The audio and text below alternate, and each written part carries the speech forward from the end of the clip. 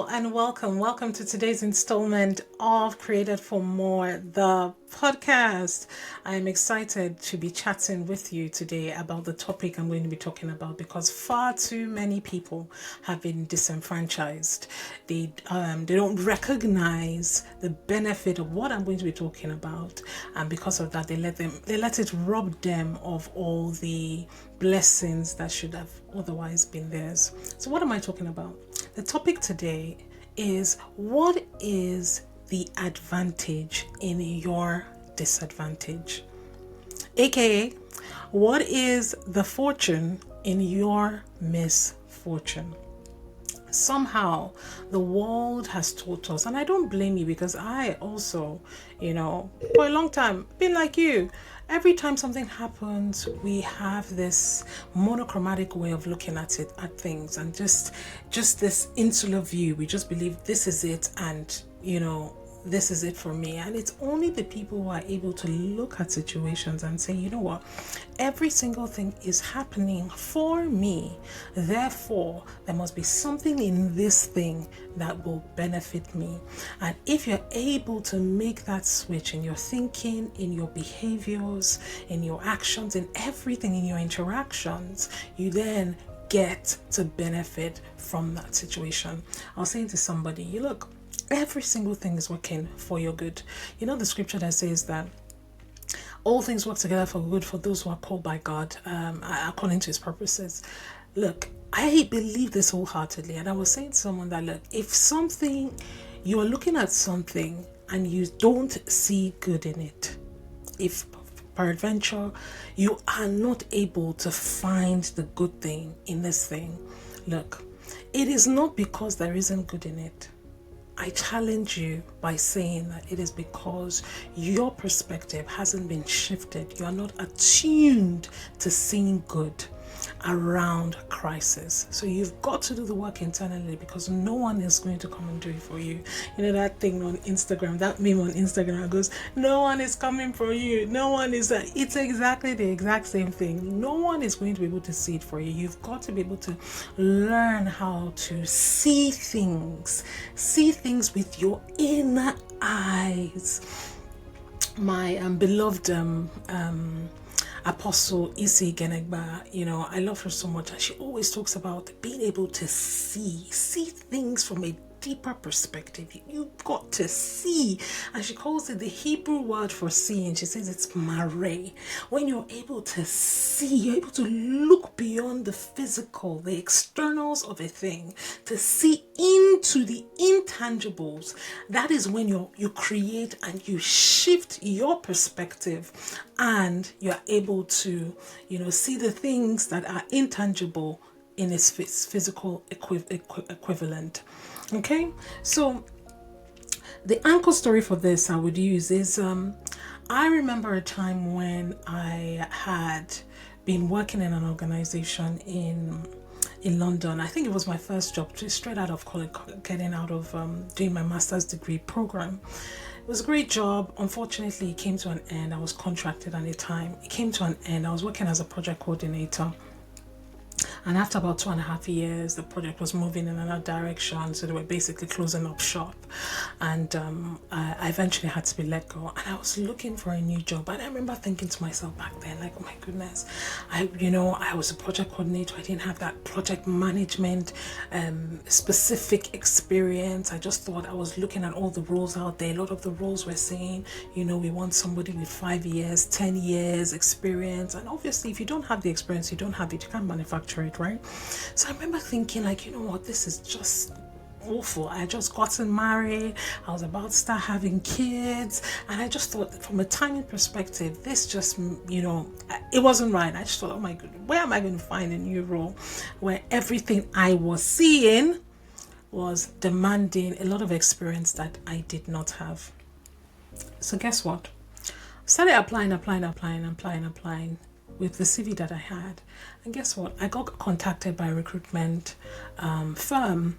And when I was having a chat with the guy who had called me subsequently after the initial, setting interviews and all that, He said to me, the reason why you stood out to me was because the organization that I was recruiting for had said to me that they wanted someone who was in project management, but who wasn't a superstar, who didn't have loads of experience. They just wanted, there was a lot of specificity around what they had told him that they wanted. And guess what? I fit the bill right down the middle. Like, I was exactly what they wanted in flesh. And I see all of this to frame this conversation today, that there is something within that thing that you feel is a disadvantage that makes you uniquely qualified for something else. And the true beauty, true bliss comes when you are able to marry the thing you are uniquely qualified with, where you are. When you're able to see that connection and say, you know what, I am who I am. I am not going to change who I am just because everyone else is doing it to everyone. I'm going to stay as I am. And that thing that I am uniquely qualified for will find me, I will find it, and we will connect, and it will be beautiful. I say all of this to say, end the woe is me conversations in your head. The woe is me narratives that you have constantly, those reoccurring conversations that make you feel like, you know what, everyone has this, but I don't have it, and because of that I am not good. No. There are things that you have that other people as well don't have. Nobody on this world has the same sequence, the same combination. And I've talked about this on this podcast, on the topic I was doing on superpowers. Nobody has the exact combinations of strengths, the exact combination of experience, life experiences and skills that you have. No one has it. So you are uniquely qualified. I was hearing Pastor Jerry Eze on a clip that I saw on Instagram, and it was saying that, look, there are some things that no one can fulfill your calling for you. It is tailor-made. You know what that means?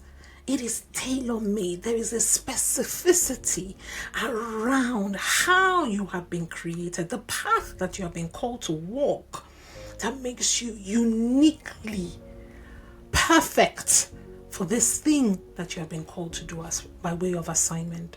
But unless you realize that, internalize that, you can step into the fullness of it and hold your space, hold your own. Okay? So today's conversation is, you know what, if someone is saying, Tombra, I don't know, how do I position myself?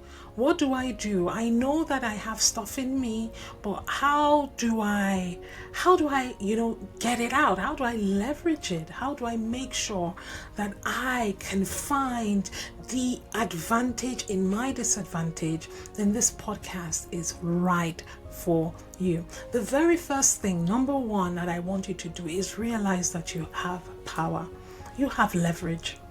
You have leverage. I don't care who you are. I don't care who you say you don't know, or who you feel that you are constrained by, or what you're constrained by. You have leverage. As far as you're a human being that is listening to this podcast, there is something that you have that nobody else has that you can leverage. Okay? So I want you to understand that everything that has been a stumbling block, quote unquote, for you is actually a stepping stone that positions you for this thing that you have been called to do. I want you to know that what did not kill you actually makes you stronger. It has come to teach you something unique.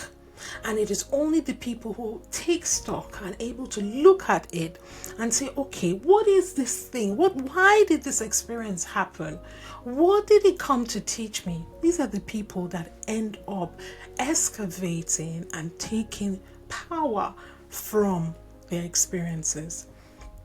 You have leverage, you have power, you have it, you listening to me. So interrupting the podcast real quickly to bring you a short message from our sponsors, Linkage Assurance PLC. They're an insurance organization based in Nigeria that offer insurance services across a wide number of sectors. You want to check them out. They offer a great top-notch service, so they're particularly relevant for people who have business interests in Nigeria. So a product I would like to highlight today is from their motor insurance category. So in their motor insurance category, there's a third-party insurance plus product that provides insurance covers for the third-party vehicle if you were ever in an accident, as well as cover for your own vehicle as well at really affordable rates. You want to check them out and tell them that we sent you. Thank you very much. Now back to the podcast. Number 2, I want you to examine, and some of these things can't be done on the fly. You can't just kind of examine, I just kind of see. No, you need to take a deep introspective look in earnest and say, okay, carefully examining everything, what strengths did these things birth in me? What has it come? What exactly? What are the learnings that I can take from it? I've often said this. I've said this a lot of times, that so many people, they walk through the fire, right? Charred. They come out on the other side charred and completely leave their gold behind. Yes, gold, when it goes through fire, comes out refined. And that gold that we have on the inside of us, when we go through challenges that just kind of feels like it's a complete ringer, we are meshed up and squeezed. That is the process where our gold is being refined. So don't come out of the fire charred with your gold left behind. You've got to make sure that you are taking what I call your spoils of war. The things that you have earned, the things that have been bequeathed to you by virtue of you rising through the challenges that you have been through. Okay? So make sure you come. There are some things that you will never get. There are some benefits that you will never enter into or realize without it being activated through, circumstances that feel like, oh my goodness, has this thing come to kill me? Right? When you think about, I talked about this once, I think it was at the Created for More Summit, and I was talking about how grains get activated, and I was talking about how rice, for instance, get activated, or beans gets activated. The food that you eat, guess what? It's been activated. But how does it get activated? You put it in a pot, right? And when you cook it and you boil it to a point where it reaches its activation energy, is when it then softens and conditions that it, gets to a point where it's good enough for us to, eat. But without this heat, without all of this, it will never get to its activation energy, right? So I say all of this to say that you've got to make sure that you are taking a very deep and introspective look at everything you've been through, so that you can take out the lessons that those experiences have come to teach you. So make sure you're journaling, make sure you're writing, make sure you're thinking, how does this all come together? Because it does. Just think about it. There's a God who is sitting above, who is looking down, who has created this whole world of interconnected people and assignments and visions, and everything is working together for good according to his perspective. So unless you're able to change your view and see as he sees, you will not be able to, fully maximize and understand and add to support that vision that he has put you on earth to fulfill, essentially, right? So remember, whenever you feel as if, oh my goodness, there's nothing here, just sit down and take stock, and you will start to see that things will become a lot more apparent to you. The third thing I want you to do is I want you to write out a plan, write out a blueprint, write out, if somebody else, and sometimes it helps when you think about it from someone else's perspective, because a lot of times we are too familiar with ourselves, and that in itself works against us. We're too familiar. Oh, it's just Umbra. Oh, it's just Umbra. No, treat yourself like you would treat somebody you admire and respect. So say, just think, just switch up your mind. Say, look, enter and embody another person, the strongest person that you know. Say, if this same thing happened to this person, how do you think that they would behave? How will they use this? And just write out a blueprint of what you think you can use and how you can use your strength. In my own example, in the example that I gave earlier about the job, my own thing was, I'll just be as I am and just keep applying. And guess what? In just doing that, I didn't disqualify myself and say, look, you know what, everybody else has gone ahead of me and there is nothing. No. Still say, I'm still in it. There was somebody who will see me and I will be the exact thing they're looking for. So I want you to approach it, and I want you to think about it from that perspective. So write out and say, take your mind out of your body and say, if somebody else was in this condition, if somebody else was in this scenario, if David, what about you? Use Bible characters if you want. If David was in this scenario, how would he approach it? If Jesus was in this, and how would he approach it? If Tombra was in this scenario, how would she approach it? What would she do? I'm telling you, the questions that we ask ourselves have so much value in opening us up to new paradigms than we will that we would ever even understand. There's so much value. So asking yourself the right questions is what leads you to start to see the right answers and results in our lives. Okay? So if somebody else was in this position, what would they do? How would they come out of it? The fourth thing I want you to do is I want you to put your scars on your CV. Put your scars on your CV. I've said this before, that if they're looking for somebody who has killed a lion and to kill Goliath, who knows you that you have killed the lion and the bear? Who knows? Who knows that you have killed the lion and the bear? So those things that you think that you're hiding, that disqualify you, actually qualify you for the assignments that you have been sent to fulfill here on earth.